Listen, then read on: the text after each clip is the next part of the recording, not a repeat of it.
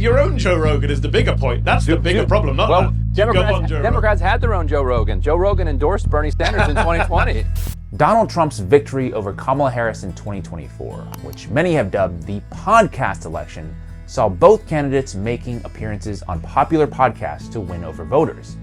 But on the heels of the Democrats' humiliating defeat, many in the liberal media have been wondering aloud about how they need to create their own version of Joe Rogan. You need your own Joe Rogan is the bigger point. Who is, of course, the most popular podcaster in America and someone who endorsed President Trump in 2024. But here's the thing, rewind just 4 short years, Joe Rogan wasn't exactly MAGA. I think I'll probably vote for Bernie.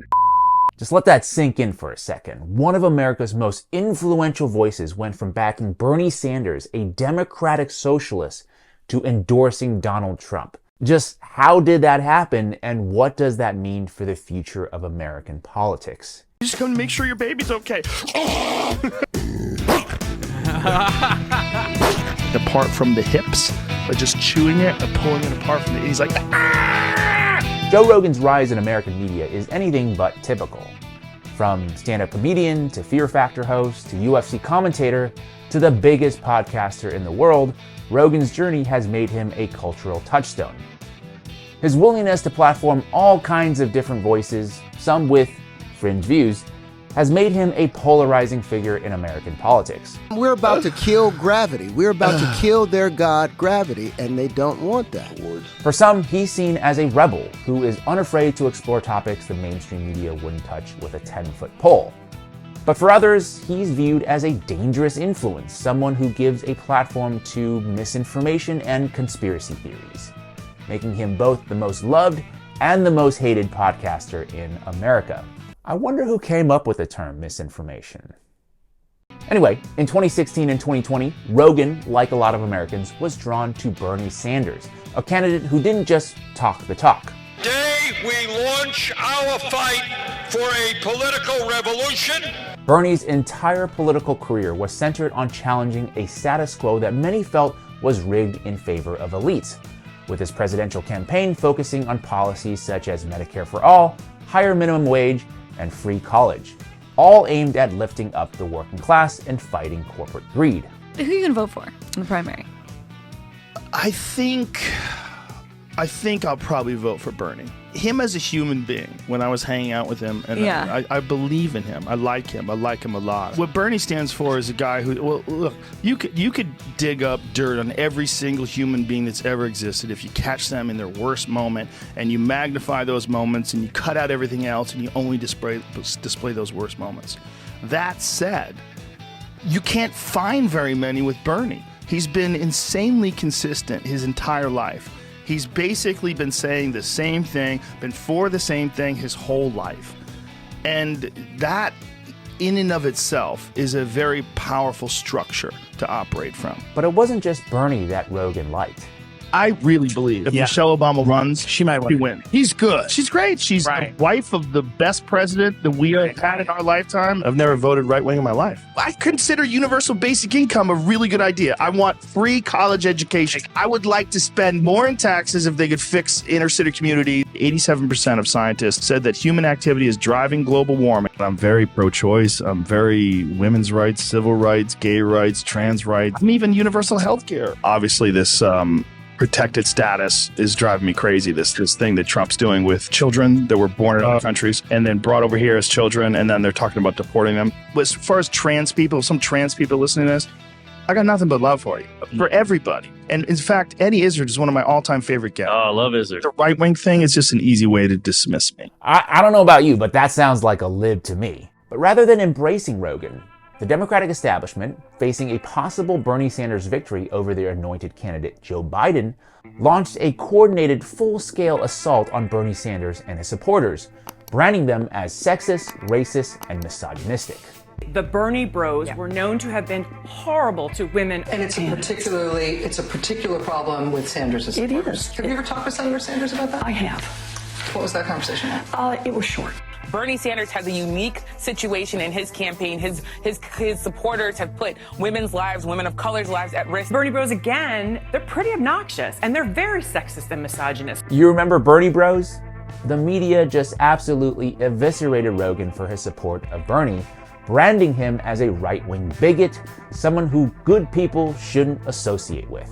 MoveOn.org even tweeted, "It's one thing for Joe Rogan to endorse a candidate. It's another for Bernie Sanders' campaign to produce a video bolstering the endorsement of someone known for promoting transphobia, homophobia, Islamophobia, racism, and misogyny." The irony here is that many Bernie supporters at the time were the very people who had felt ignored by both parties for years. Young people, working class Americans, and people from diverse backgrounds. And now they're being told that their voice, their passion, was unwelcome in the Democratic Party. How is that for political strategy? Also, is it not just so wild how much more powerful the mainstream media was even just 4 years ago? Bernie Bros, a completely made-up narrative that was entirely concocted and distributed from the top down to disparage a candidate and his supporters, actually stuck. And in 2024, I think the election result is proof of this. That just does not work anymore. China has identified the cause of the mysterious new virus. Coronavirus. The first U.S. case has been detected. I have today declared that the coronavirus presents a public health emergency in the United States. Then came the COVID-19 pandemic, which was, for most of us, Rogan included, a time of confusion and fear. Governments around the globe implemented lockdowns, mask mandates, and eventually vaccine rollouts. And suddenly, COVID wasn't just a public health issue, it became a political battlefield. The Democratic Party, along with most of the mainstream media, sided with the solutions promoted by technocratic elites like Bill Gates and the for-profit pharmaceutical industry. And I think we can all remember what happened when Rogan started to question that approach. Let's just say it didn't go over well. We're locking down the city, and it didn't seem safe, and it seemed very sketchy, and I just didn't agree with what they were doing. The more I talked to doctors that were experts in respiratory diseases, the more they were convinced there was no way to stop a respiratory disease. They're like, this isn't going to do anything. In fact, it's probably going to damage people's immune systems because they're not going to be around other people. They're going to be filled with anxiety. They're going to be locked in, isolation, depression. Rogan's stance quickly became a lightning rod, with mainstream outlets framing him as a dangerous influence, a reckless anti-vaxxer, an irresponsible spreader of misinformation, and above all else, an idiot. Turns out I got COVID. So we immediately threw the kitchen sink at it. All kinds of meds, monoclonal antibodies, ivermectin, Z-Pak, prednisone, everything. One of those drugs he mentioned, ivermectin, is something more often used to deworm horses. That right there might go down as the moment when people started to seriously question the media, because it turns out CNN's horse dewormer narrative, completely non-factual. Ivermectin, while not proven effective for COVID-19, is in fact an FDA-approved drug for humans, and even won a Nobel Prize for its impact on human health. CNN, instead of engaging in a good faith discussion about the science, decided to launch a full-on smear campaign against Rogan to make him look like a nutcase. They're like, oh, you fucking idiot, you're taking horse dewormer. They're all saying it on CNN. So CNN lies. Now you know they lie. Because they knew I wasn't taking veterinary medicine. They knew that the guy who invented it literally won the Nobel Prize. It's so dumb. No doubt, this incident soured Rogan's relationship with the mainstream media and the Democratic Party even more, so much so that he decided to uproot his family, along with America's #1 podcast, from liberal California to conservative Texas. A lot of people think that I came to Texas to not pay taxes, state taxes.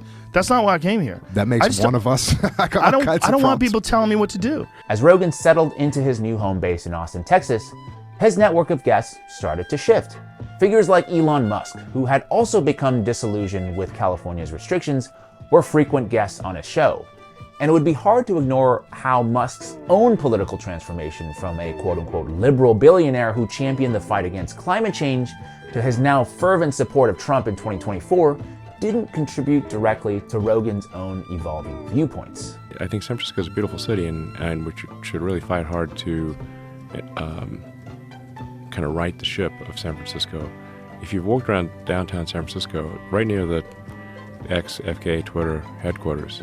It's a zombie apocalypse. I don't want to be melodramatic, but it's almost like a death cult. It's a death cult. No, that is exactly right.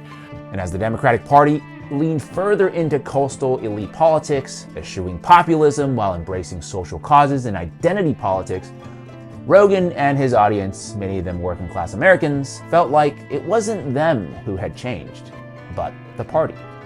Way more left than I am right. But California went nuts, man. It's gone like full communist. It's out of its fucking mind. Like trans people in women's bathrooms. Like, says who? Yeah. Says who?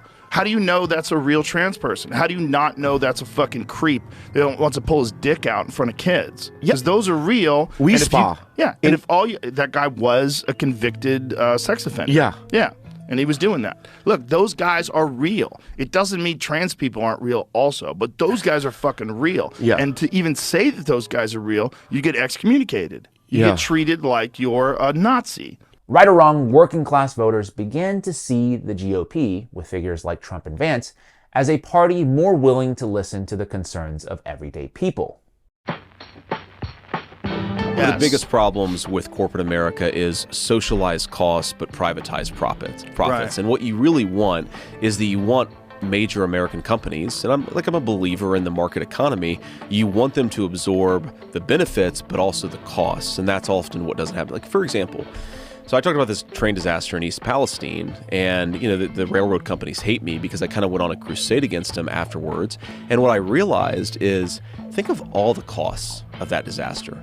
Think of the healthcare costs, the welfare costs from people who lost their jobs, the declining home values in that community, just all of the costs absorbed by that community. And the railroads are paying slap-on-the-hand fines. And it sort of occurred to me that the reason they're not more serious about these train disasters is because they're privatizing the rewards. But when a major train disaster happens, who picks up the tab? It's the local residents and it's the American taxpayer. And that's something that fundamentally has to change. During the final days of the election, both Donald Trump and his running mate J.D. Vance had 2-hour-plus conversations with Rogan in an attempt to reach voters. His interview with Trump garnered an astonishing 48 million views on YouTube alone. All the while, Kamala Harris and her running mate Tim Walz declined his interview request, sending a clear message that the left wasn't interested in engaging with him nor his audience. The result, we all know by now. Trump won decisively, winning the popular vote and an electoral college landslide where he was victorious in every single swing state. Notably, perhaps bolstered by his numerous podcast appearances, Trump gained the support of young people and also the Latino American community, two demographic groups that have traditionally trended Democrat. I want to thank some people real quick. I want to thank the Nelk Boys, Aiden Ross, Theo Vaughn, Bustin' with the Boys, and last but not least, the mighty and powerful Joe Rogan. In the end, Rogan's shift, I think, reflects a growing realization that both parties have, in different ways, left the working class behind. But while one party, the Democrats, have turned to social liberalism and celebrity culture to turn out voters, the Republican Party has positioned itself, looks like quite successfully, as the home for America's disillusioned working class. And here's the thing, policy matters aside, for many, I think it's about a feeling that one side sees you as a problem while the other side welcomes you, even if it's not a perfect fit. And for people like Rogan, who felt alienated by the left, the Republican Party became a more welcoming space, regardless of some of the party's inherent contradictions. That is it for me this week. I hope you enjoyed this video, and just so we're all clear, this is not my I'm a Republican now video or anything like that, but I just think that Joe Rogan is he's just so popular, so quintessentially American, and thus his shift in politics is both fascinating and I think important to analyze. Let me know what your thoughts are in the comment section below. If you'd like to support my work, I've launched a new merch store, so check that out if you get a chance. But really, the best way to support me right now is to like this video, share with as many people as you can, subscribe if you haven't done so, and also hit that notification bell so you could be the first to know when my next video drops. As always, I'd love to thank you for your time, and I'll see you in the next one.